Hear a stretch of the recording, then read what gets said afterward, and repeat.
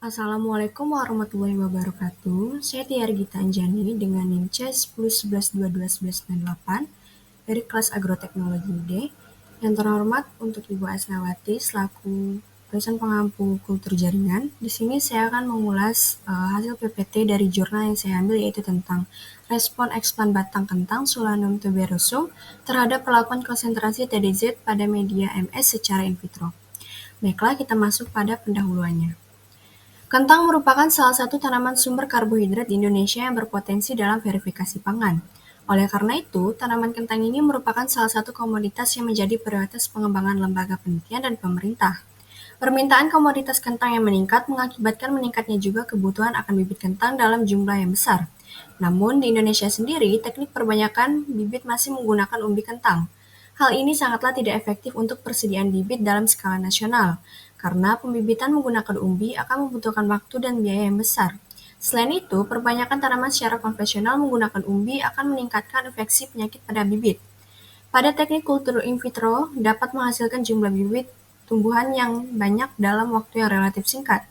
Teknik kultur in vitro yang dilakukan pada penelitian ini adalah teknik organogenesis. Organogenesis adalah proses pembentukan organ, baik tunas ataupun akar. Untuk menginduksi organogenesis eksplan batang in vitro dapat menggunakan ZPT berupa Tidiazorus atau TDZ. Tidiazorus digunakan sebagai zat pengatur tumbuh untuk organogenesis dikarenakan TDZ lebih efektif dalam mempercepat pembelahan sel dan merangsang multiplikasi tunas. Selanjutnya, kita masuk pada tujuan dan metode penelitian. Tujuan pada penelitian ini yaitu untuk mengetahui dan menganalisis respon viabilitas dan organogenesis eksplan pada perlakuan jenis eksplan dan konsentrasi TDZ yang berbeda. Nah, metodenya yaitu pada penelitian ini menggunakan rancangan acak lengkap dengan pola faktorial 2x4 dengan 6 ulangan, yang dimana faktor pertama yaitu jenis eksplan batang, batang bertunas atau batang nodus B1, batang tanpa tunas atau internodus B0. Selanjutnya pada faktor kedua yaitu konsentrasi TDZ pada media. Pada perlakuan pertama ada 0 ppm, T0, yang kedua 4,5 ppm, T4,5, perlakuan ketiga 6 ppm, T6, dan perlakuan keempat ada 7,5 ppm, T7,5. Alat dan bahan. Alat pada penelitian ini yaitu cawan Petri, alat gelas, neraca analitik, Bunsen, hot plate, dan magnetic streeter, pH meter, pipet, pinset, surgical brain scalpel, laminar airflow, autoclave, kamera Canon, mikroskop, Optilab Viewer 2,2, dan SPSS 22. Bahannya yaitu eksplan batang in vitro, hasil perkecambahan biji kentang, alkohol 70%, Baiklin, fungisida, aquades, busulfan, agar, media MS, gula skrosa, TDZ, larutan HCl, dan NaOH. Analisis data pada parameter penelitian ini yang diamati adalah presentase eksplan yang steril, presentase eksplan yang hidup, morfologi kalus embrionik yang terbentuk, jumlah akar, jumlah tunas, dan jumlah daun. Data yang digunakan dapat berupa data ANOVA. Jika terdapat perbedaan nyata, maka akan dilanjutkan dengan uji Duncan dengan taraf signifikan 95% untuk mengetahui perbedaan pada semua perlakuan. Masuk pada prosedur kerja, yang pertama yang dilakukan adalah media penelitian dibuat dengan komposisi yaitu media MS 40,43 gram, skrosa 30 gram, TDZ 0, 4,5, 6, dan 7,5 ppm, dan agar 8 gram. Batang in vitro dengan tunas, batang nodus, dan tanpa tunas, batang internodus, hasil perkecambahan biji dipotong secara melintang dengan panjang eksplan 1,5 cm menggunakan surgical brain scalpel. Dan yang ketiga yaitu eksplan batang in vitro bertunas dan tanpa tunas diinisiasi pada media MS dengan 4 perlakuan konsentrasi TDZ yaitu 0 ppm, 4,5 ppm, 6 ppm, dan 7,5 ppm. Setiap media ditanam sebanyak 5 eksplan.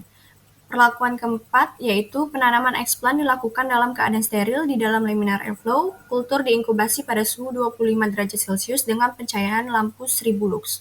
Yang kelima, kultur diamati setiap minggu selama 2 bulan menggunakan Optilab, dan kamera. Kemudian dilakukan pengambilan gambar pada setiap eksplan yang ditanam.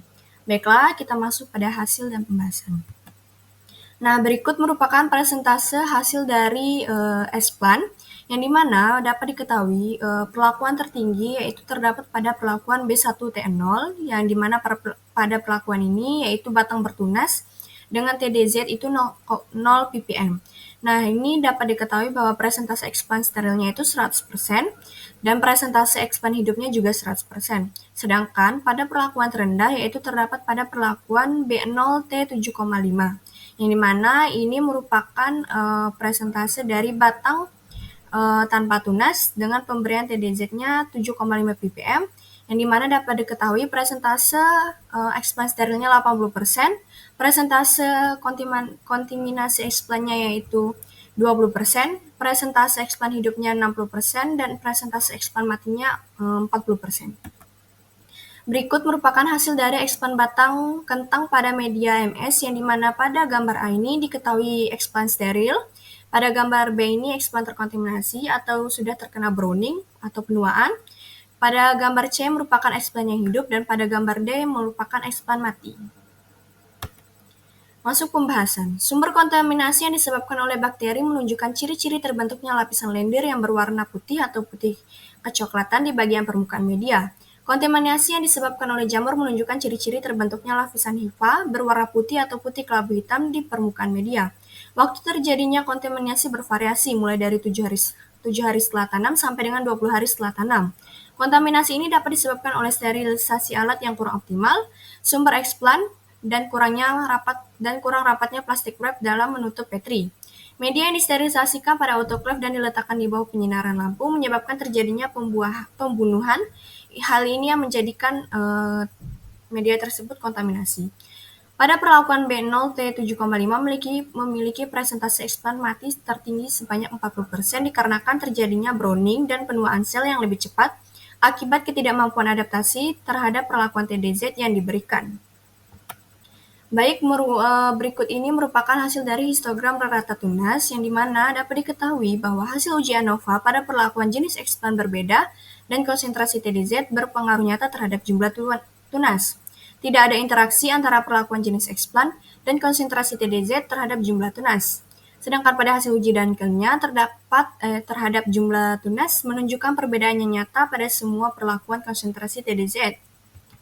Selanjutnya pada histogram rata daun. Dari hasil uji ANOVA pada perlakuan jenis expand berbeda dan konsentrasi TDZ berpengaruh nyata terhadap jumlah daun. Hasil uji Dunkel terhadap jumlah daun menunjukkan perbedaan yang nyata pada semua perlakuan konsentrasi TDZ. Ada interaksi antara perlakuan jenis expand dan konsentrasi TDZ terhadap jumlah daun. Hal ini dikarenakan auksin endogen dan TZZ yang berperan dalam proses pembentukan daun tersebut. Berikut merupakan histogram rata akar.